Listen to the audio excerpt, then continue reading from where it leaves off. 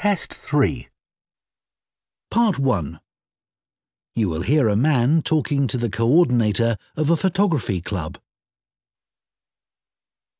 Hello, Wayside Camera Club. Breeder speaking. Oh, hello. My name's Dan, and I'd like to join your club. That's great, Dan. We have an application form. Would you like to complete it over the phone? Then you can ask any questions you might have. Oh, yes, thanks. OK. So, what's your family name? It's Green. Dan Green. So, can I take your email address? Yes, it's dan1068@market.com. Thanks. And what about your home address? Well, I'm about 10 miles away from your club in Peacetown. I live in a house there. OK. So, what's the house number and street? It's 52 Marrowfield Street. Is that MARROWFIELD?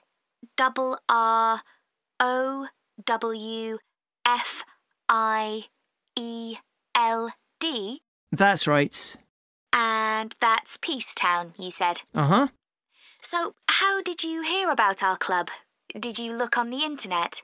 I usually do that, but this time, well, I was talking to a relative the other day and he suggested it. Oh, is he a member too? He belongs to another club, but he'd heard good things about yours. OK. So, what do you hope to get from joining? Well, one thing that really interests me is the competitions that you have. I enjoy entering those. Right. Anything else? Well, I also like to socialise with other photographers. That's great. So, what type of membership would you like? What are the options? It's £30 a year for full membership, or £20 a year if you're an associate. I think I'll go for the full membership then. That's a good idea, because you can't vote in meetings with an associate membership. If I could just find out a bit more about you. OK. So, you said you wanted to compete. Have you ever won any photography competitions? Not yet, but I have entered 3 in the past. Oh, that's interesting. So why don't you tell me something about those? Let's start with the first one. Well, the theme was entitled Domestic Life. I see. So it had to be something related to the home? Yeah. I chose to take a photo of a family sitting round the dinner table having a meal. And, I didn't win, but I did get some feedback. Oh, what did the judges say? That it was too busy as a picture. Aha. So it was the composition of the picture that they criticised? That's right. And once they'd told me that, I could see my mistake. So what was the theme of the second competition? Well, my university was on the coast, and that area gets a lot of beautiful sunsets. So that was the theme. Oh, sunsets. That's a great theme. Yes, the instructions were to capture the clouds as well. It couldn't just be blue sky and a setting sun. Sure, because they give you all those amazing pinks and purples. Yeah, and I thought I'd done that well, but the feedback was that I should have waited a bit longer to get the shot. I see. So the timing wasn't right. Yes, I took it too soon, basically. And then the third competition I entered was called Animal Magic. Well, that's a difficult subject. I know. I had to take hundreds of shots. I'm sure, because animals move all the time. That's what we had to show. There had to be some movement in the scene. I got a great shot of a fox in the end, but I took it at night and, well, I suspected that it was a bit dark, which is what I was told. Well, Dan, you seem to be really keen, and we'd be delighted to have you in our club. I'm sure we can help with all those areas that you've outlined. Thanks, that's great. Part 2. You will hear an expert on picking wild mushrooms called Dan talking on the radio. This evening, we're delighted to welcome Dan Beagle, who's just written a book on looking for and finding food in the wild. He's going to tell us everything we need to know about picking wild mushrooms. Thank you very much. Well, I need to start by talking about safety. You really need to know what you're doing because some mushrooms are extremely poisonous. Having said that, once you know what to look for, it's really worth doing for the amazing variety of mushrooms available, which you can't get in the shops. But of course, you have to be very careful, and that's why I always say you should never consume mushrooms picked by friends or neighbours. Always remember that some poisonous mushrooms look very similar to edible ones, and it's easy for people to get confused. The other thing to avoid is mushrooms growing beside busy roads, for obvious reasons. But nothing beats the taste of freshly picked mushrooms. Don't forget that the ones in the shops are often several days old and past their best. There are certain ideas about wild mushrooms that it's important to be aware of. Don't listen to people who tell you that it's only okay to eat mushrooms that are pale or dull. This is completely untrue. Some edible mushrooms are bright red, for example. Personally, I prefer mushrooms cooked, but it won't do you any harm to eat them uncooked in salads. It's not necessary to peel them. Another thing you should remember is that you can't tell if a mushroom is safe to eat by its smell. Some of the most deadly mushrooms have no smell and taste quite nice, apparently. Finally, just because deer or squirrels eat a particular mushroom doesn't mean that you can. Of course, mushroom picking is associated with the countryside, but if you haven't got a car, your local park can be a great place to start. There are usually a range of habitats where mushrooms grow, such as playing fields and wooded areas. But you need to be there first thing in the morning, as there's likely to be a lot of competition. Not just from people, but wildlife too. The deer often get the best mushrooms in my local park. If you're a complete beginner, I wouldn't recommend going alone or relying on photos in a book, even the one I've written. There are some really good phone apps for identifying mushrooms, but you can't always rely on getting a good signal in the middle of a wood. If possible, you should go with a group led by an expert. You'll stay safe and learn a lot that way. Conservation is a really important consideration, and you must follow a few basic rules. You should never pick all the mushrooms in one area. Collect only enough for your own needs. Be very careful that you don't trample on young mushrooms or other plants. And make sure you don't pick any mushrooms that are endangered and protected by law. There's been a decline in some varieties of wild mushrooms in this part of the country. Restaurants are becoming more interested in locally sourced food like wild mushrooms, but the biggest problem is that so many new houses have been built in this area in the last 10 years. And more water is being taken from rivers and reservoirs because of this, and mushroom habitats have been destroyed. Anyway, a word of advice on storing mushrooms. Collect them in a brown paper bag, and as soon as you get home, put them in the fridge. They'll be fine for a couple of days, but it's best to cook them as soon as possible. After washing them really carefully first, of course. So, everybody knows what a mushroom tastes like, right?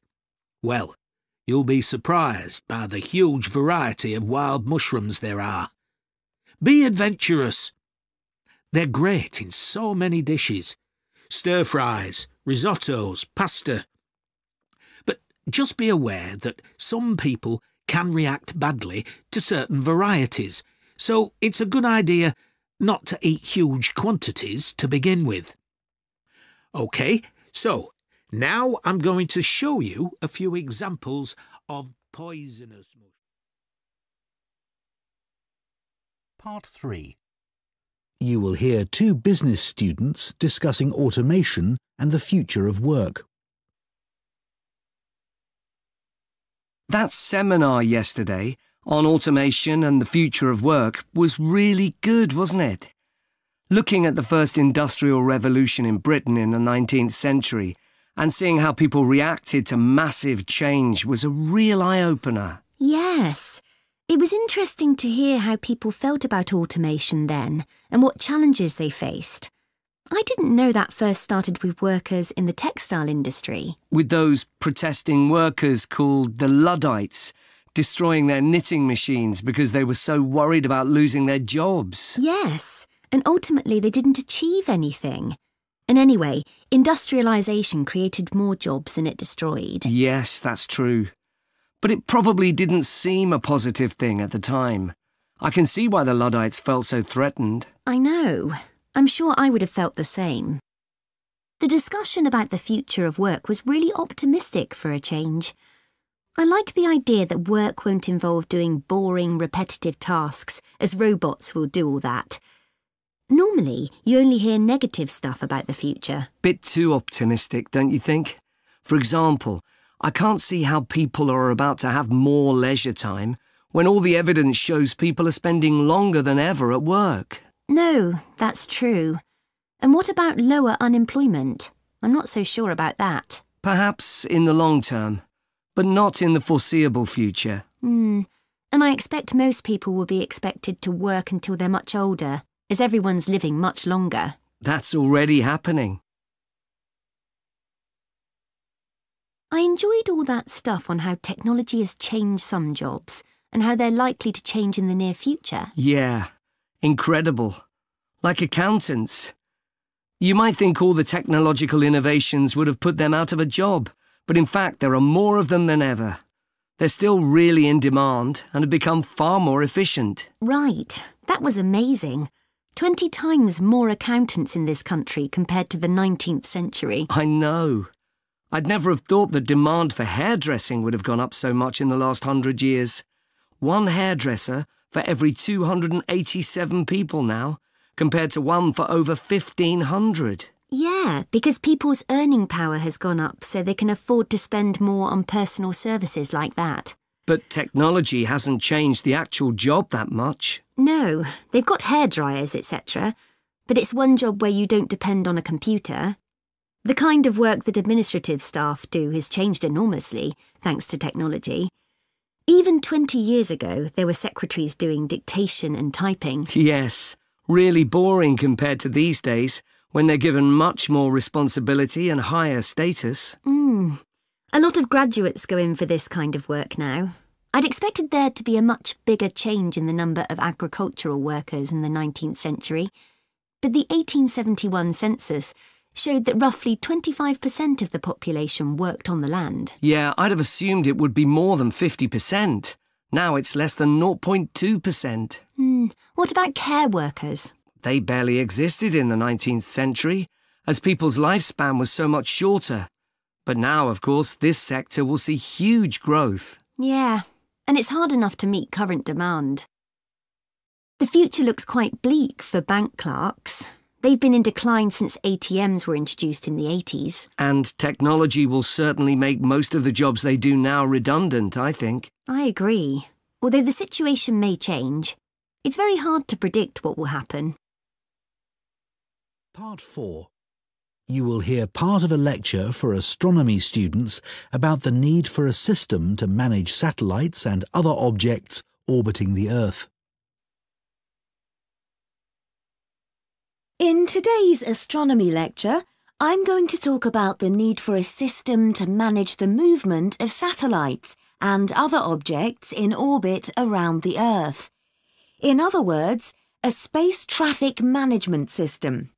We already have effective air traffic control systems that are used internationally to ensure that planes navigate our skies safely. Well, space traffic management is a similar concept, but focusing on the control of satellites. The aim of such a system would be to prevent the danger of collisions in space between the objects in orbit around the Earth. In order to do this, we'd need to have a set of legal measures, and we'd also have to develop the technical systems to enable us to prevent such accidents. But unfortunately, at present, we don't actually have a space traffic management system that works. So why not? What are the problems in developing such a system? Well, for one thing, satellites are relatively cheap these days compared with how they were in the past, meaning that more people can afford to put them into space. So there's a lot more of them out there, and people aren't just launching single satellites, but whole constellations consisting of thousands of them designed to work together. So space is getting more crowded every day. But in spite of this, one thing you may be surprised to learn is that you can launch a satellite into space, and once it's out there, it doesn't have to send back any information to Earth to allow its identification. So while we have international systems for ensuring we know where the planes in our skies are, and to prevent them from colliding with one another, when it comes to the safety of satellites, at present we don't have anything like enough proper ways of tracking them. And it isn't just entire satellites that we need to consider. A greater threat is the huge amount of space debris in orbit around the Earth, broken bits of satellite and junk from space stations and so on. And some of these are so small that they can be very hard to identify, but they can still be very dangerous. In addition, some operators may be unwilling to share information about the satellites they've launched. For example, a satellite may be designed for military purposes, or it may have been launched for commercial reasons, and the operators don't want competitors to have information about it. And even if the operators are willing to provide it, the information isn't easy to collect. Details are needed about the object itself, as well as about its location at a particular time. And remember that a satellite isn't very big, and it's likely to be moving at thousands of kilometres an hour. We don't have any sensors that can constantly follow something moving so fast. So all that the scientists can do is to put forward a prediction concerning where the satellite is heading next.